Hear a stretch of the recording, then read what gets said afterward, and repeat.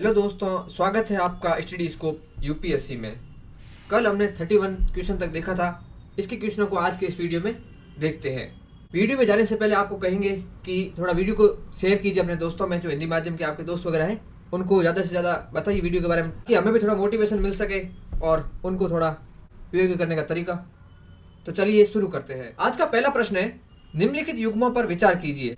आज का पहला प्रश्न है, निम्नलिखित युग्मों पर विचार कीजिए। यहाँ पर क्या दे रखे हैं? दो युग्म दे रखे हैं। एक साइड है नेशनल पार्क और दूसरी साइड है उस नेशनल पार्क से होकर बहने वाली नदी। तो यहाँ पर पहला ऑप्शन है कॉर्बेट राष्ट्रीय उद्यान, गंगा रिवर, काजीरंगा राष्ट्रीय उद्यान, मानस, और साइलेंट वैली राष्ट्रीय पार्क, कावेरी। इनमें से कौन से युग्म सही है वो हमें देखने हैं। तो सबसे पहले जो ऑप्शन में यहाँ पर नाम दे रखे हैं उनको जान लेते हैं। सबसे पहला ऑप्शन है यहाँ पर कॉर्बेट नेशनल पार्क। यह भारत का सबसे पहला नेशनल पार्क है इसकी, और साथ ही क्या है, यह पहला टाइगर रिजर्व है। इसे भारत में सबसे पहले टाइगर रिजर्व घोषित किया गया था, और भारत में सबसे ज़्यादा जो टाइगर है वो इसी नेशनल पार्क में या इसी टाइगर रिजर्व में पाए जाते हैं। और चौथी विशेषता क्या है इसकी, जो बाघ घनत्व है वो भी सबसे ज़्यादा कहाँ पर है? जिम कॉर्बेट नेशनल पार्क में ही है। और प्रश्न में क्या था कि कॉर्बेट नेशनल पार्क से कौन सी नदी जाती है? गंगा। आप यहाँ पर जो उत्तराखंड है उसके सारे नेशनल पार्क को देख रहे हैं।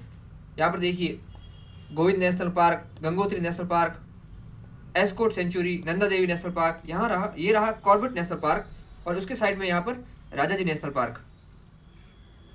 अभी कुछ दिन पहले हम घूमने गए थे, कहाँ? ऋषिकेश।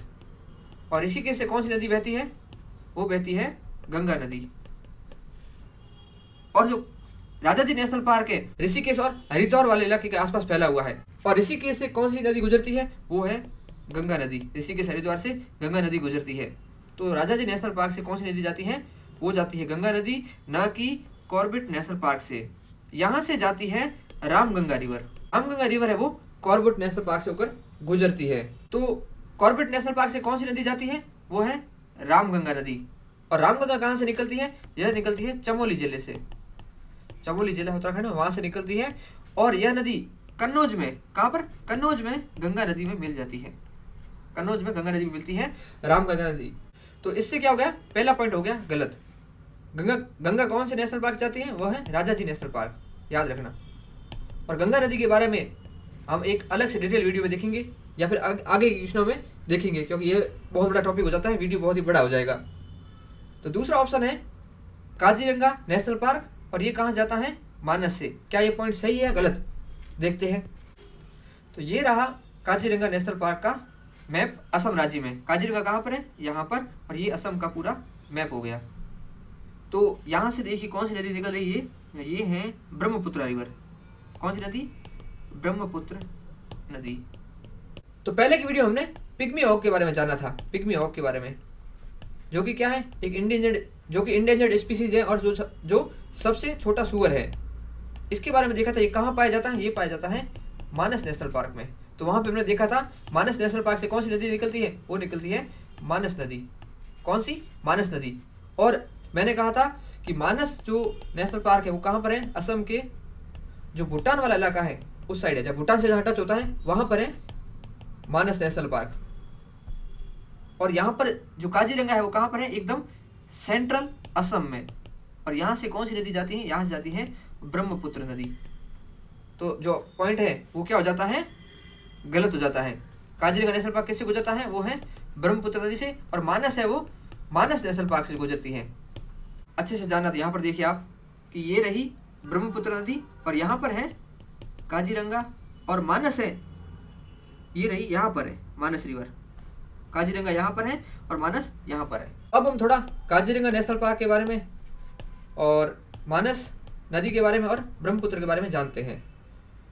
ब्रह्मपुत्र नदी है, उसका ओरिजिन कहाँ से है? तिब्बत से। तिब्बत में कहाँ पर? जो कैलाश मानसरोवर है, मानसरोवर झील है, उसके पास से यह गुजरती है। और जो कैलाश मानसरोवर झील के पास चेमा युंगडुंग जो ग्लेशियर है, यहाँ से इसका ओरिजिन होता है। किसका? ब्रह्मपुत्र नदी का। और तिब्बत में इसे किस नाम से जाना जाता है? इसे जाना जाता है सांगपो रिवर के नाम से। सांगपो। तो आप यहाँ पर देख रहे हैं, ये रहा ब्रह्मपुत्र का उद्भव, यहाँ पर है चेमांग युंगडुक हिमनद, और यहाँ पर है मानसरोवर झील, यहाँ से निकलती है तिब्बत से ये। तो यहाँ पर जो भारत चाइना बॉर्डर है उसके समानांतर ये बहती है, और इसे यहाँ पर कहते हैं सांगपो। यहाँ पर है नामचा बरवा पहाड़, यहाँ से लेती है भारत में ये यूटर्न। और इस जगह इसे क्या बोलते हैं, इसे बोलते हैं दिहांग। यहाँ पर जब ये अरुणाचल में एंट्री मारती है तो इसे बोलते हैं इस समय दिहांग, और दिहांग में यहाँ से मिलती है दिबांग। दिहांग के बाईं तरफ मिलती है दिबांग रिवर, दिहांग में मिलती है दिबांग रिवर। और जब दिबांग और दिहांग दोनों मिल जाते हैं तब इसे कहते हैं ब्रह्मपुत्र, तब इसे बोला जाता है ब्रह्मपुत्र नदी। ब्रह्मपुत्र की जो दाएं तट की सहायक नदियां हैं वो है, एक तो हो गई यहाँ पर सुबनसरी, इसके बाद यहाँ पर आती है कामेंग नदी, यहाँ पर है कामेंग नदी। इसके बाद आती है मानस रिवर, मानस के बाद आती है रेडक, और रेडक के बाद आती है जलदका रिवर, और जलदका के बाद में लास्ट में आती है तिस्ता रिवर। कौन सी? तिस्ता रिवर। और तिस्ता रिवर किस में मिल जाती है? ब्रह्मपुत्र नदी में मिल जाती है। 2021 में यूपीएससी ने पूछा था कि क्या तिस्ता रिवर सीधी बंगाल की खाड़ी में गिरती है? तो नहीं, यहाँ पर देख रहे हैं कि तिस्ता नदी है वह ब्रह्मपुत्र के साथ मिलकर ही जाके आगे जाकर बंगाल की खाड़ी में गिरती है। ये तो होगी इसकी दाएं तट की नदियाँ। एक और वापस क्रम जान लेते हैं, पूर्व से पश्चिम क्या क्रम है इनका, ये याद रखना जरूरी है। जो ब्रह्मपुत्र की सहायक नदियां हैं वो तो याद रखना है, लेकिन दाएं तट की नदियों को पूर्व से पश्चिम की ओर याद रखना बहुत ही ज़्यादा जरूरी है। आप नोट्स में इसी प्रकार लिखेंगे। तो सबसे पहले पूर्व में कौन सी मिलती है? सबसे पहले मिलती है सुबनसिरी, उसके बाद मिलती है कामेंग के बाद मिलती है मानस के बाद एक और रिवर आती है संकोश मिलती है। संकोश के बाद मिलती है रेडक के बाद मिलती है जलदका, और जलदका के बाद अंत में मिलती है तिस्ता नदी। किसमें मिलती है? ब्रह्मपुत्र में। ये रहा इसका दाईं ओर की सारी नदियों का क्रम। अब हम जानते हैं बाएं तट की नदियों के बारे में। यहाँ पर देखिए, सबसे पहले बाएं तट में कौन सी मिलती है? एक तो यहाँ पर दिबांग रिवर मिल रही है, उसके बाद है लोहित हो गई, उसके बाद ये धनसिरी जो नागालैंड से ओरिजिन होती है, कौन सी? धनसिरी रिवर मिलती है ब्रह्मपुत्र में। उसके बाद आती है कापिली रिवर, आती है कापिली रिवर किसमें मिलती है? ब्रह्मपुत्र मिलती है। यहाँ पर ध्यान देने वाली बात क्या है? ये रही यहाँ पर एक बराक नदी, और बराक नदी किसमें एंट्री कर जाती है? बांग्लादेश में, जहां पर इसको क्या बोला जाता है? सुरमा बोला जाता है। और ये मिल जाती है मेघना रिवर में, और मेघना कौन है? जब गंगा किसमें एंट्री करती है? बांग्लादेश में, तब इसको क्या बोलते हैं? पद्मा रिवर। और जब ब्रह्मपुत्र बांग्लादेश में एंट्री करती है तब इसको बोलते हैं जमुना रिवर। और जब पद्मा और जमुना आपस में मिल जाती हैं तो बोलते हैं इनको मेघना। तो जो बराक रिवर है किसकी सहायक नदी है? वो है मेघना में मिलती है। तो यूपीएससी ने यह भी पूछ रखा है क्या बराक रिवर ब्रह्मपुत्र की सहायक नदी है? बिल्कुल नहीं है। तो आप देख लीजिए ब्रह्मपुत्र की सहायक नदियां कितनी इंपॉर्टेंट है। यहाँ से 4 से 5 क्वेश्चन यूपीएससी पूछ चुकी है, तो बहुत ही ज़्यादा वेरी इंपॉर्टेंट। इनका क्रम भी याद रखिए, साथ ही साथ यह रिवर कौन से नेशनल पार्क से गुजरती हैं वो भी याद रखने की आवश्यकता है। तो ये तो हो गया ब्रह्मपुत्र नदी के बारे में। जो भी मैं यहाँ पर बोल रहा हूँ आप हाथों हाथ लिख दीजिए। जैसे मैंने अभी बोला, जो जमुना रिवर है वह किसके साथ? पद्मा के साथ मिलकर क्या कहलाती है? वो कहलाती है मेघना। ये बात आपको लिख देनी है, सिर्फ सुननी नहीं है। दूसरा यहाँ पर कौन सी नदी का नाम था? वो था मानस नदी का नाम। मानस, ये देखिए कहाँ रही मानस? ये रही मानस, यहाँ पर ये रही मानस। और मानस है वह भूटान की सबसे बड़ी नदी है। भूटान की सबसे बड़ी नदी कौन सी है? मानस, जो कि मानस नेशनल पार्क से गुजरती है। और यह इसका ओरिजिन है तिब्बत के अंदर, तिब्बत में इसका ओरिजिन है। क्वेश्चन ऐसे भी पूछ लेते हैं, क्या मानस रिवर का ओरिजिन तिब्बत है या फिर सिर्फ और सिर्फ भूटान से निकलती है? तो ये बात भी ध्यान रखने योग्य है, क्योंकि तिस्ता के बारे में पूछ रखा है। क्या तिस्ता तिब्बत से निकलती है? जो तिस्ता रिवर है वो कहाँ से निकलती है? सिक्किम से ओरिजिन होती है, सिक्किम से। तो वहाँ पर वो पॉइंट हो जाता था गलत। और मानस रिवर जो मानस नेशनल पार्क से गुजर रही थी, जो मानस नेशनल पार्क है वो क्या है? वर्ल्ड हेरिटेज साइट है। और मानस रिवर आगे जाकर कहाँ पर? जोगी घोपा एक जगह का नाम है, जोगी घोपा। वहाँ पर किसमें मिल जाती है? ब्रह्मपुत्र में मिल जाती है। और यह एक मानस है वह टाइगर रिजर्व भी है, एक वर्ल्ड हेरिटेज साइट भी है, नेशनल पार्क भी है और एलिफेंट रिजर्व भी है। चलते हैं प्रश्न पर। तो यहाँ पर ये पॉइंट हो जाता है गलत। तीसरा पॉइंट था Kaziranga national park. Kaziranga national park के बारे में देख लीजिए, यह कहाँ, इससे कौन सी नदी निकलती है? ब्रह्मपुत्र नदी। यह असम के एकदम सेंटर पार्ट में पड़ता है। विश्व के 66% जो गैंडे हैं वो कहाँ रहते हैं? वो इसी काजीरंगा नेशनल पार्क में रहते हैं। Kaziranga very very important. यह भी एक क्या है? वर्ल्ड हेरिटेज साइट है। कौन सी? प्राकृतिक वर्ल्ड हेरिटेज साइट है। मानस भी प्राकृतिक वर्ल्ड हेरिटेज साइट था, ये भी प्राकृतिक वर्ल्ड हेरिटेज साइट है। यह एक टाइगर रिजर्व भी है। और यहाँ पर कौन सी प्रजाति मुख्य रूप से पाई जाती है? वो है गेंडा। और जो गेंडा है वह IUCN लिस्ट में क्या है? वनरेबल है। क्या है? वनरेबल है। अब गेंडा यहाँ एक तो काजीरंगा में पाया जा रहा है और असम के नेशनल पार्क में पाया जाता है। क्या असम के बाहर भी गेंडा पाया जाता है? पूछ ले आपसे यूपीएससी। जी हाँ, बिल्कुल पाया जाता है। यूपी का जो दुधवा नेशनल पार्क है, दुधवा नेशनल पार्क यूपी का है, वहाँ पर काजीरंगा से ही गेंडे लाके रखे गए हैं। वहाँ पर भी गेंडे पाए जाते हैं। Important point. तीसरा पॉइंट है साइलेंट वैली नेशनल पार्क और रिवर का नाम है कावेरी। यह भी जानते हैं। कहाँ पर है? ये देखिए, ये रहा साइलेंट वैली नेशनल पार्क। और ये कहाँ पर है? ये है केरल और तमिलनाडु के बॉर्डर पर। हालांकि पूरा का पूरा कहाँ आता है? केरल के अंदर ही आता है। तो जब हम कावेरी के बारे में पढ़ते हैं, कावेरी नदी का जो जल ग्रहण क्षेत्र है वो तो 3 राज्यों में फैला हुआ है। कौन कौन से राज्यों में जल ग्रहण क्षेत्र? कौन कौन से राज्यों में? पहला है तमिलनाडु, दूसरा है कर्नाटक और तीसरा है केरल। लेकिन जो कावेरी की मूल धारा है वो कौन कौन से राज्यों से गुजरती है? कावेरी की मूल धारा वो कौन से राज्यों से गुजरती है? वो गुजरती है तमिलनाडु और कर्नाटक राज्यों से। कर्नाटक से ओरिजिन होती है, तमिलनाडु से होते हुए कहाँ गिर जाती है? हिंद महासागर में गिर जाती है। तो अब आप देख रहे हैं यहाँ पर कावेरी तो जाती ही नहीं है। कहाँ पर? केरला में। तो सवाल ही नहीं उठता कि जो साइलेंट वैली नेशनल पार्क है वहाँ से कावेरी गुजरे। तो इस प्रकार से पॉइंट हो जाता है गलत। बहुत इजी पॉइंट था, बस आपको लोकेशन याद रखनी है रिवर की और नेशनल पार्क की। और अब आप देख रहे हैं यहाँ पर नेशनल पार्क से यूपीएससी सीधा सीधा पूछ रहा है। एक तो क्वेश्चन पूछ रहा है, दूसरा रिवर के बारे में पूछ रहा है। तो अब आपके कान यहाँ पर खड़े हो जाने चाहिए। जितने भी जो नेशनल पार्क हैं, कितने हैं? समथिंग 106 के अराउंड है। वह सारे के सारे नेशनल पार्क क्या होने चाहिए? घोटे हुए होने चाहिए आपके। और उसके साथ ही क्या, इन जो नेशनल पार्क है इनसे कौन सी रिवर जाती है मेजर, वो आपको देखनी ही देखनी है। Very very important. अब आप सोच रहे होंगे कि 106 नेशनल पार्क है, इनमें कौन सी कितनी रिवर होगी, सबका नाम याद थोड़ी रहेगा। रखना ही पड़ेगा भाई, यूपीएससी करना है तो। यहाँ पर 2 वर्ड थे, एक था साइलेंट वैली नेशनल पार्क और एक था कावेरी। इन दोनों के बारे में थोड़ा जान लेते हैं। तो साइलेंट वैली नेशनल पार्क कहाँ पर है? वो है केरल के अंदर। और यहाँ पर कौन सी है? नीलगिरी पहाड़ियाँ हैं। नीलगिरी पहाड़ियाँ, यहाँ पर नीलगिरी पहाड़ियाँ कहाँ पर है? देखो, केरल तमिलनाडु के बाउंड्री पर नीलगिरी पहाड़ियाँ हैं। और नीलगिरी पहाड़ियाँ इस क्षेत्र में फैली हुई है पूरे में। और यहाँ से कौन सी रिवर निकलती है? यहाँ से निकलती है भवानी रिवर। भवानी रिवर। और ये भवानी रिवर है वह कावेरी की सहायक नदी है। सहायक नदी। भवानी नदी कहाँ से निकलती है? साइलेंट वैली नेशनल पार्क से निकलती है, जो कि कावेरी की सहायक नदी है। एक और नदी है कुंती पूजा। कुंती पूजा ये भी कहाँ से निकलती है? साइलेंट वैली नेशनल पार्क से निकलती है, जो कि किसकी सहायक नदी है? भरत पूजा नदी की। भरत पूजा। जो कावेरी है वो तो बहती है पश्चिम से पूर्व की ओर, और जो भरत पूजा है वो बहती है पूर्व से पश्चिम की ओर, यानी कि अरब सागर में गिरती है। और भरत पूजा केरल की दूसरी सबसे बड़ी नदी है। सबसे पहले नंबर पर आती है पेरियार नदी। पेरियार नदी केरल की सबसे लंबी नदी है। यह जो पालघाट दर्रा है, पालघाट दर्रा जो किसको जोड़ता है? केरल और तमिलनाडु को जोड़ता है आपस में। वेरी वेरी इंपॉर्टेंट, पूछ सकता है यूपीएससी। जो पालघाट दर्रा किसको जोड़ता है? वह जोड़ता है केरल और तमिलनाडु को। और इस पालघाट दर्रे से कौन सी नदी बहती है? भरत पूजा नदी बहती है।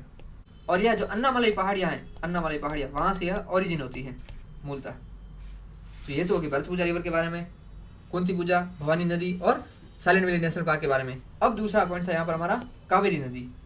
आपको ये सिर्फ सुनना ही नहीं है, लिखना भी है। और लिखने से ज़्यादा इंपॉर्टेंट है आपको सारी चीज़ें घोट लेनी है। आपने इतना कर लिया ना, मैं गारंटी के साथ बोल रहा हूँ आपके यूपीएससी में 80 से ज़्यादा नंबर आएंगे। और जो लॉजिक है साथ साथ में वो भी हम यहाँ पर सीख ही रहे हैं कि अगर आपको यहाँ पर सिर्फ ये पता होता कि रिवर कौन से राज्यों में जाती है, अर्थात आपको पता होता कि जो कावेरी है वह कौन से केरल राज्य में जाती ही नहीं है, तो आपका जो तीसरा पॉइंट है यहाँ पर सीधा ही क्या हो जाता, इनकरेक्ट हो जाता। तीसरा इनकरेक्ट होने पर 2 ऑप्शन वैसे ही कट जाते। फिर काजीरंगा का पता होता कि काजीरंगा है, वहाँ से ब्रह्मपुत्र जाती है, सेंटर में पड़ता है, जो पहले जो पिग्मी ऑक पड़ा था वहाँ पर ध्यान देते तो देख लीजिए मानस नेशनल पार्क से गुजरता है। और इतना भी याद ना रहे तो मानस नदी है, तो एक मानस नेशनल पार्क है। अब सीधी सी बात है, मानस नेशनल पार्क का नाम ही मानस रिवर के आधार पर रखा गया है, तो काजीरंगा से जाने का सवाल ही खत्म हो गया। तो इस प्रकार से क्वेश्चन सीधा सही हो जाता आपका, थोड़ा लॉजिक लगा के भी, लेकिन साथ साथ जब चीज़ें याद हो जाती है तो हमारा पेपर में कॉन्फिडेंस बूस्ट हो जाता है। अब बात करते हैं कावेरी नदी के बारे में। कावेरी नदी है वह कोडागु जिला जो कर्नाटक में पड़ता है वहाँ से यह ओरिजिन होती है, कोडागु जिले से, और इसकी लंबाई है वो करीब 800 किलोमीटर की है। इसे दक्षिण की गंगा कहा जाता है। और साथ ही में यह जो जलप्रपात बनाती है, जलप्रपात कौन से हैं, एक तो है शिव समुद्रम, फेमस जलप्रपात शिव समुद्रम, और दूसरा है ओगेनकेल जलप्रपात। और कावेरी नदी पर एक द्वीप पड़ता है जो फेमस है काफी, वो है श्रीरंगम द्वीप। और श्रीरंगम द्वीप में क्या है, श्री रंगनाथ स्वामी का मंदिर है, श्री रंगनाथ स्वामी, जो किसको है, भगवान विष्णु को समर्पित मंदिर है। और यह एक क्या है, यूनेस्को वर्ल्ड हेरिटेज साइट है। कौन सा, श्री रंगनाथ मंदिर, श्री रंगनाथ स्वामी टेम्पल, जो कि श्रीरंगम द्वीप में स्थित है। यहाँ पर देखिए ये कावेरी रिवर रही, ये कहाँ से जाती है, कर्नाटक से निकलती है और तमिलनाडु में यहाँ बे ऑफ बंगाल में गिरती है। इस पर जो महत्वपूर्ण डैम है वो है एक तो मैटूर डैम और दूसरा है कृष्णा सागर डैम, जो famous dam, very very important. और यहाँ पर जो भवानी रिवर निकलती है वो मिलती है एरोड के पास में, कावेरी में सहायक नदी है। इसकी जो और सहायक नदी है वो है अमरावती। याद रखना अमरावती रिवर का, आप अमरावती सोच के गोदावरी या कृष्णा मत कर देना। यह किसकी सहायक नदी है, यह सहायक है कावेरी की, वेरी वेरी इंपॉर्टेंट। जहाँ पर हमें डाउट हो सकता है वह बात आप यहाँ पर नोटिस कर सकते। तो ये तो हो गई कावेरी रिवर की बात, तो जो भी बातें हैं सारी यहाँ पर लिख देनी है। और जो कावेरी रिवर है उसका जल ग्रहण क्षेत्र कौन से राज्यों में है, वो है तमिलनाडु, कर्नाटक और केरल। इसके साथ ही एक जो केंद्र शासित प्रदेश है वो कौन सा, पुडुचेरी, वो भी शामिल है, इसको भूलना मत। तो ये तो हो गया हमारा पहला प्रश्न, काफी लंबा हो गया लेकिन सारी चीजें बताने में टाइम तो लगता है। हमारा दूसरा प्रश्न है, निम्नलिखित जीवों पर विचार कीजिए, एगेरिकस, नॉस्टॉक, स्पाइरोगाइरा, उपयुक्त में से कौन से जैव उर्वरक के रूप में प्रयुक्त होते हैं। यहाँ पर प्रश्न पर जाने से पहले हम एक कॉन्सेप्ट को बहुत ही अच्छे से समझते हैं, वेरी वेरी इंपोर्टेंट कॉन्सेप्ट है, इसको बिल्कुल ही मिस मत करना। यहाँ पर एक वर्ड आता है जैव उर्वरक, एक आपने सुना होगा जैविक उर्वरक। इनमें फर्क क्या है, एक है बायो फर्टिलाइजर और एक है ऑर्गेनिक फर्टिलाइजर। बहुत ज्यादा इंपॉर्टेंट बात, जो जैव उर्वरक होते हैं वह कौन होते हैं, वो होते हैं जीवित सूक्ष्म जीव। जैव उर्वरक में कौन होते हैं, जीवित सूक्ष्म जीव होते हैं, जो क्या करते हैं, पौधों की जड़ों या मिट्टी में रहते हैं, मिट्टी में निवास करते हैं और क्या करते हैं, पौधों के लिए पोषक तत्व प्रदान करते हैं। पोषक तत्व कौन है जैव उर्वरक में, सूक्ष्म जीव है, जीवित सूक्ष्म जीव है। याद रखने वाली बात है, सिर्फ और सिर्फ कौन होता है, जीवित सूक्ष्म जीव ही जैव उर्वरक में आएंगे, और जो क्या करते हैं, जमीन में रहते हैं और पौधों के साथ सहजीवी संबंध के साथ रह सकते हैं, जड़ों के साथ, जैसे कि राइजोबियम है, और क्या करते हैं, पौधों को आवश्यक जो खनिज है या पोषक तत्व हैं उनको प्रदान करने में इनकी हेल्प करते हैं। ये तो हो गए जैव उर्वरक। दूसरा यहाँ पर बात थी जैविक उर्वरक की, दूसरा है जैविक उर्वरक यानी कि ऑर्गेनिक उर्वरक। ये होते हैं प्राकृतिक पदार्थ, नेचुरल पदार्थ जो भी है प्राकृतिक पदार्थ से बनाए जाते हैं, जैसे कि पेड़ की पत्तियाँ हो गई सड़ी हुई, सड़ा हुआ भोजन हो गया, या फिर जो भी सड़ा हुआ वेस्ट वगैरह है, जैविक वेस्ट, उससे क्या बनेंगे, जैविक उर्वरक बनेंगे। और जैव उर्वरक में होंगे सिर्फ और सिर्फ सूक्ष्म जीवित सूक्ष्म जीव ही। बहुत ही इंपॉर्टेंट कॉन्सेप्ट है, आप साथ ही साथ इसको नोट कर दीजिए। तो अब जैव उर्वरक में कौन हो गए, जैव उर्वरक में आते हैं स्पेशली राइजोबियम, जो कि नाइट्रोजन स्थिरीकरण करता है, राइजोबियम, और आता है आपका एजेटोबैक्टर, साथ साथ लिख दीजिए एजेटोबैक्टर, और आता है नॉस्टॉक, नॉस्टॉक का भाई है एनाबीना, और आता है आपका स्यूडोमोनास, और आते हैं आपके साइनोबैक्टीरिया। और जैव उर्वरक में कौन आते हैं? सूक्ष्मजीव आते हैं। सूक्ष्मजीव कोई हो सकता है, कवक हो सकता है, वह बैक्टीरिया हो सकता है, वायरस मत कर देना। अब चलते हैं प्रश्न पर। यहाँ पर दे रखे हैं 3 ऑप्शन, एगेरिकस, नॉस्टॉक, स्पाइरोगोरा। जैव उर्वरक के रूप में कौन से प्रयुक्त हो सकते हैं? तो जो एगेरिकस है, नाम से आप सुन रहे हो, पता नहीं क्या है ये, मशरूम होते हैं, उसी को एगेरिकस बोलते हैं, मशरूम को। यहाँ पर आप फोटो में देखेंगे, ये जो मशरूम है यही क्या है? एगेरिकस है। तो ये जैव उर्वरक तो है नहीं, तो ये तो हो जाता है कैंसर। दूसरा है यहाँ पर नॉस्टॉक। अभी हमने देखा था नॉस्टॉक के बारे में। ये क्या है? एक बैक्टीरिया है, और साइनोबैक्टीरिया होते हैं, उसी का ये एक फैमिली का मेंबर है। और ये नॉस्टॉक क्या करता है? ये नाइट्रोजन स्थिरीकरण का काम करते हैं। तो पौधों क्या देता है? नाइट्रोजन दे रहा है। तो जैव उर्वरक है, बिल्कुल है, हाँ जी है। दूसरा पॉइंट हो जाता है सही। तीसरा पॉइंट है यहाँ पर स्पाइरोगाइरा। स्पाइरोगाइरा क्या है? आप पानी की टंकियों में या फिर जहाँ तालाब के आसपास जो पानी जो किनारे पर हरी हरी पट्टी आ जाती है, वही क्या है? स्पाइरोगाइरा है। ये देख रहे हैं आप यहाँ पर इमेज में, ये जो हरा कलर का जो आ रखा है, यही है स्पाइरोगाइरा। जैव उर्वरक के रूप में यूज होगा क्योंकि ये आंखों से दिख रहा है? तो बिल्कुल ही नहीं होगा ये जैव उर्वरक के रूप में, और ना ये, क्योंकि यह सूक्ष्म जीव नहीं है। और ये क्या है? यह एक है शैवाल है, एल्गी है। जो एगेरिकस था वो क्या था? वो था कवक, और जो स्पाइरोगाइरा वो है एल्गी। तो यहाँ पर एगेरिकस के बारे में आप जान गए होंगे, क्या है? यह एक कवक है, यह मशरूम की प्रजाति है एक, और सूक्ष्मजीव नहीं है ये, ठीक है। नॉस्टॉक क्या था? बैक्टीरिया है, कैसा? साइनोबैक्टीरिया है, और यह नाइट्रोजन फिक्सेशन करता है, तो जैव उर्वरक है, बिल्कुल है। स्पाइरोगाइरा क्या है? एक एल्गी है। और एल्गी किस में आते हैं? एल्गी जो प्लांटी जगत है, प्लांटी, कल हम आगे पहले की वीडियो में देखा था 5 जगत है, Monera, protista, fungi, Plantae, animalia. तो प्लांटी जगत से आता है एल्गी। तो इसका आंसर हो जाता है इस प्रकार डी। यहां पर स्पाइरोगाइरा के बारे में थोड़ा जान लेते हैं। स्पाइरोगाइरा, इसे क्या बोलते हैं? इसे बोलते हैं वाटर सिल्क। इसको वाटर सिल्क बोलते हैं। और यह सिर्फ और सिर्फ जो मीठा जल होता है वहीं पर आएगा, वेरी वेरी इंपॉर्टेंट। खारे जल में बिल्कुल ही नहीं पनपेगा। और जो यह स्पाइरोगाइरा है, यह हर कॉन्टिनेंट पर है। कभी यूपी से पूछ देखिए, अंटार्कटिका पर स्पाइरोगाइरा पाया जाता है? बिल्कुल पाया जाता है। और जो यह जनन करता है, यह जनन विखंडन विधि से करता है, विखंडन। और यहाँ पर जो नॉस्टॉक था, इसका दूसरा नाम क्या है? इसे बोलते हैं star jelly. Star jelly, UP से कभी पूछ ले, निम्नलिखित बैक्टीरिया में से कौन सा स्टार जेली है? तो कौन सा है? वो नॉस्टॉक है। जो इनके सेकंड नाम है, यूपीसी ने पूछ रखा है, वापस पूछ सकता है, तो वेरी वेरी इंपॉर्टेंट, आप साथ में लिख दीजिए। जैसे कि नॉस्टॉक को स्टार जेली बोलते हैं, स्पाइरोगाइरा को वाटर सिल्क बोलते हैं, बहुत ज़्यादा इंपॉर्टेंट है। अगले प्रश्न पर जाने से पहले हम जान लेते हैं कि जो जैविक उर्वरक हैं, वो तो जितनी भी जैविक जीवें हैं सारी हो सकती हैं, लेकिन जैव उर्वरक हर जैविक पदार्थ नहीं है। इसमें कौन है? सिर्फ और सिर्फ जीवित सूक्ष्म जीव ही होते हैं। ये बात नोट कर लीजिए, दिमाग में बिठा दीजिए। अब हम चलते हैं हमारे अगले प्रश्न पर।